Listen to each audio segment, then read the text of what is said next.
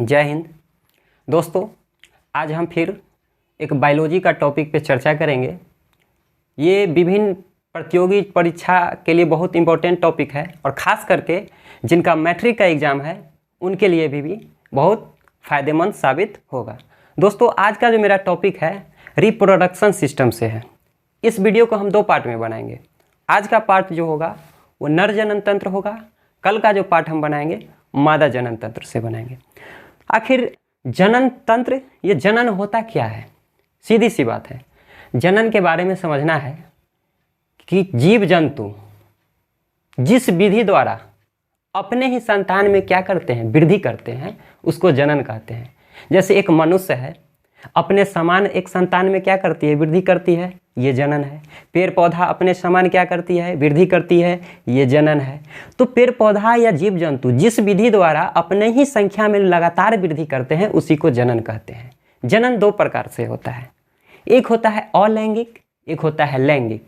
अलैंगिक में क्या समझना है कि देखिए, अलैंगिक जो जनन होता है इसको इंग्लिश में बोलते हैं एसेक्सुअल, और लैंगिक जो होता है उसको बोलते हैं सेक्सुअल। अर्थात कहने का अर्थ है जो अलैंगिक जनन होता है उसमें मेल और फीमेल यानी कि पुरुष और महिला का होना जरूरी नहीं है, लेकिन जो लैंगिक जनन होता है उसके लिए पुरुष और महिला का होना जरूरी है, तभी उसकी संतान में क्या होगी, वृद्धि होगी। तो आज जो हम पढ़ेंगे नर जनन तंत्र, ये लैंगिक जनन का पार्ट होगा। उसके पहले सबका तो कुछ ना कुछ सीमा है, आखिर जनन होगा तो उसका ना कुछ उसका तो एज फिक्सिंग होगा। तो उसी एज के बारे में समझते हैं। ये टर्म को याद रखिएगा, ये सब क्वेश्चन में पूछता है। देखिए दोस्तों, एक टर्म होता है प्यूबर्टी एज। प्यूबर्टी एज उस एज को कहते हैं जिसमें कोई मेल या फीमेल अपने जनन यानी अपने संतान को वृद्धि करने की क्षमता उसकी जब शुरू हो जाती है तब उस एज को हम कहते हैं प्यूबर्टी एज। ये सामान्यतः एवरेज सर्वे में ये देखा गया है, जो मेल जो होता है पुरुष में 14 साल, इसमें डेट में क्या होता है 1-2 साल इधर उधर वेरी कर सकता है, लेकिन एक फिक्स एज क्या है कि 14 साल, यानी पुरुष जब 14 साल का हो जाता है तो उसमें जनन करने की क्षमता आ जाती है। और फीमेल में जो होता है 12 से 13 साल के बाद उसमें भी क्षमता, ये किसी का 1 साल बढ़ सकता है, 2 साल बढ़ सकता है, लेकिन उसमें भी एज जो होता है 12 से 13 साल में हो जाता है। अब देखते हैं, दो टर्म आता है। आप वीडियो चलाते हैं, कभी कभी वीडियो को पॉज करते हैं, बस उसी पॉज को आपको ध्यान में रखना है। एक टर्म आता है एंड्रोपॉज, एक होता है मेनोपॉज। अब देखिए, जनन करने की क्षमता एक एज तो स्टार्ट हो गई, फिर ये एज तो आपको फिक्स होगा ना कि आखिर कब तक ये जनन कर सकता है।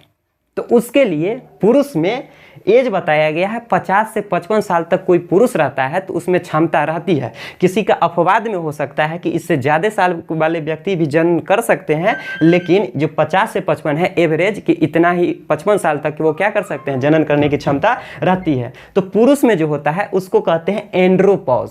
पुरुष में क्या कहते हैं, एंड्रोपॉज, यानी जनन करने की क्षमता जहां तक जिस एज में समाप्त हो जाती है उसको कहते हैं एंड्रोपॉज। और महिलाओं में जो क्षमता समाप्त हो जाती है उसको कहते हैं मेनोपॉज। ये जो महिलाओं का एज है 45 से 50 साल तक एवरेज माना गया है। और आज जो हम चर्चा करेंगे वो नर जनन तंत्र के, नर जनन तंत्र क्या होता है। देखिए, इसमें 3-4 शब्द को ध्यान में रखा जाता है। पहले हम आपको बता देते हैं नर जनन तंत्र से पहले कि देखिए, पेनिस जिसको हिंदी में शिश्न बोलते हैं, जैसे आप लोग श्वास लेते हैं तो समझते हैं, हर कोई समझता है, मेनली हम भी समझते थे कि मेरा ये नाक जो है मुख्य श्वसन अंग है। नहीं, मेरा जो मुख्य श्वसन अंग है ये फेफड़ा है। उसी तरह पुरुष में मुख्य जनन अंग पेनिस नहीं होता है, मुख्य जनन अंग वृषण होता है जिसको बोलते हैं टेस्टिस। और ये जो पेनिस, देखिए टर्म ये जो है इसको बोलते हैं टेस्टिस, हिंदी में बोलते हैं वृषण। और इसको सुरक्षा देने के लिए इसके बाहर एक आवरण से घिरा होता है जिसको कहते हैं वृषण कोष। क्या कहते हैं, वृषण कोष। यहाँ जो एक 2 नस जुड़ी रहती है, देखिए सबसे पहला तो ध्यान में देना है कि पुरुष में वृषण की संख्या कितना होता है, टेस्टिस की संख्या 2 होती है, एक जोड़े में होती है, और इसको सुरक्षा देने के लिए एक कवच होती है जिसको कहते हैं वृषण कोष। क्या कहते हैं? वृषण कोष। और इस वृषण कोष से 2 नस जुड़ी रहती है। क्या रहती है? 2 नस जुड़ी रहती है जिसको कहते हैं वैस डिफरेंस। क्या कहते हैं? वैस डिफरेंस। और वैस डिफरेंस आगे जाके ये जो आगे है पेनिस, इसको आप लोग समझते होंगे कि यही मुख्य जनन अंग है। ये मुख्य जनन अंग नहीं है, ये एकमात्र रास्ता है हमारे अंदर से जो स्पर्म निकलता है उसको मादा जनन अंग तक पहुंचाने का, मात्र एक रास्ता है। और साथ ही साथ जब शरीर से जो अपशिष्ट पदार्थ जो मूत्र यानी पेशाब के रूप में निकलते हैं उसको भी बाहर निकालने का मात्र ये एक मार्ग है, न कि मुख्य जनन अंग है। अब समझना है कि टेस्टिस का क्या काम है, वैस डिफरेंस का क्या काम है, पेनिस का क्या काम है। इसको अभी नहीं ध्यान में देना है, इसका बाद में यूज होगा। सबसे पहले हम इस टेस्टिस की चर्चा करते हैं। ये जो टेस्टिस होता है इसकी संख्या 2 होता है। इसमें 2 पदार्थ का निर्माण होता है। एक जो होता है एक हार्मोन निकलती है, उस हार्मोन का नाम है टेस्टोस्टेरोन। यानी पुरुष में एक हार्मोन निकलती है जिसका क्या नाम है? टेस्टोस्टेरोन। ये क्या करती है? गंध देती है।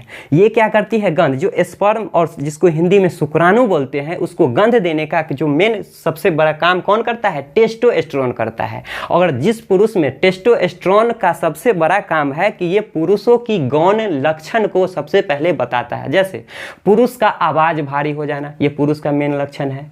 दूसरा, दाढ़ी मूछ आना इत्यादि जो भी पुरुष का जो लक्षण शुरुआत होती है तो वो किस हार्मोन के कारण होता है, तो आपको जानना होगा कि ये एक हार्मोन जो कि हमारे वृषण से निकलता है, टेस्टिस से निकलता है, उसको हम कहते हैं टेस्टोस्टेरोन हार्मोन। और दूसरा क्या पदार्थ निकलता है? वही जो संतान की उत्पत्ति, जो संतान का वाहक होता है, जिससे संतान की उत्पत्ति होती है, उसको कहते हैं स्पर्म। इंग्लिश में बोलते हैं स्पर्म, हिंदी में बोलते हैं शुक्राणु। ये क्या करता है? संतान उत्पत्ति में यही जाता है मादा जनन अंग तक और क्या होती है? संतान की प्राप्ति होती है। अब देखिए, उसके बाद हम बता दिए थे ये जो वृषण कोष होता है ये क्या करता है? वृषण की सुरक्षा, यानी हमारा टेस्टिस का क्या करता है? सुरक्षा करता है। और सबसे बड़ा चीज है, ये फैक्ट आपको ध्यान रखना है कि भगवान ने जो टेस्टिस है इसको शरीर के यानी पुरुष के बाहर क्यों बनाया है। तो सबसे पहले जानना है कि जो शरीर के अंदर टेस्टिस होता है उसमें स्पर्म का निर्माण होता है जिसको शुक्राणु कहते हैं। उस शुक्राणु जो होता है उसका जो आयु होता है मात्र 20 मिनट तक वो रह सकता है। 20 मिनट के बाद वो अपना कार्य करना बंद कर देता है।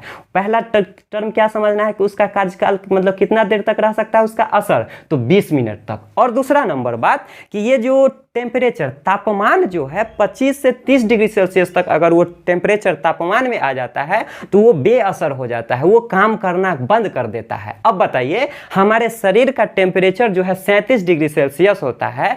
अगर भगवान ने इसको अगर शरीर के अंदर बनाया होता तो क्या होता? शरीर का टेम्परेचर 37 डिग्री सेल्सियस है और ये जो स्पर्म होता है, शुक्राणु होता है, वो जो अगर 25 से 30 डिग्री सेल्सियस उसको टेम्परेचर मिलेगा तो वो कार्य विहीन हो जाता है, कार्य करना बंद कर देता है। इसीलिए भगवान ने इसको कहां बनाया था? तो शरीर के बाहर। दूसरा नंबर अब समझना है, ये जो पेनिस है जिसको हम शिश्न बोलते हैं इसका 2 काम है, एक पेशाब को बाहर करना और एक शुक्राणु यानी स्पर्म को मादा जनन अंग तक ले जाना। लेकिन सबसे बड़ा फैक्ट है कि आखिर एक साथ ये दोनों काम करेगा कैसे? तो क्या है ये किडनी क्या करता है? रक्त को छानता है यानी अपशिष्ट पदार्थ को बाहर निकालता है। हम इसको किडनी के चैप्टर में अलग पढ़ाएंगे। अभी हम समझना है कि शरीर के अंदर जो पेशाब के रास्ते बाहर आता है वो किडनी उसको शुद्ध करके भेजता है।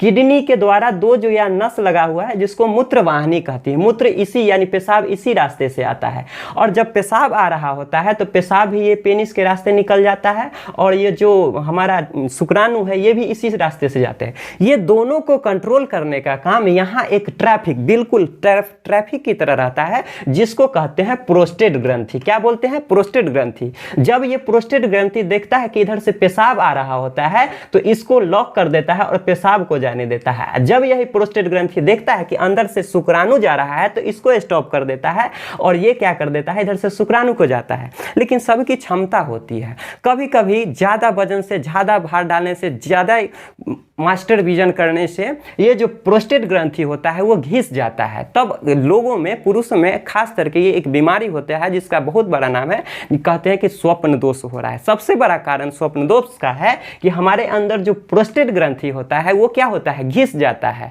तो कोशिश कीजिए कि इस प्रोस्टेट ग्रंथि क्या होता है उसको घिस ना पाए, कुछ अनयूजुअल करने से वो क्या होता है, घिस जाता है। तो ये जो होता है इसको बोलते हैं प्रोस्टेट ग्रंथि। अब समझें, नसबंदी एक टर्म सुने होंगे कि महिलाओं की नसबंदी। तो पहला नंबर चीज़ कि महिलाओं की नसबंदी नहीं होती है, नसबंदी पुरुषों में होती है, महिलाओं की नलबंदी होती है। मैं अगले वीडियो में इसको बताऊंगा। पुरुषों में क्या होता है, नसबंदी। कभी कभी क्या होता है कि लोगों में सेक्सुअल डिजायर की इच्छा होती है, लेकिन उसकी इच्छा ये नहीं होता है कि वो अपने संतान को क्या करे, एक दो संतान की प्राप्ति हो जाते हैं तो वो ये नहीं चाहते हैं कि हमें मेरा क्या हो जाए, आगे संतान की उत्पत्ति हो, और सेक्सुअल डिजायर की उनकी इच्छा होती है। तो तब वो क्या करते हैं कि डॉक्टर क्या करते हैं कि ये जो नस जो जुड़ी होती है, इसी नस को वो क्या करते हैं, डॉक्टर साहब काट देते हैं। इस नस को बोला जाता है वैश्य।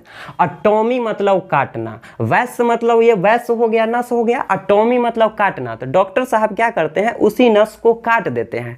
तो जिसको ही कहा जाता है वैस्कोटोमी, हिंदी में कहते हैं नसबंदी। तो पुरुषों में नसबंदी का क्या अर्थ है, यही जो नस होता है इसको नस को काट दिया जाता है, उसी को कहते हैं वैस्कोटोमी। यानी पुरुषों में नसबंदी होती है, महिलाओं में नसबंदी नहीं होती है, नलबंदी होती है।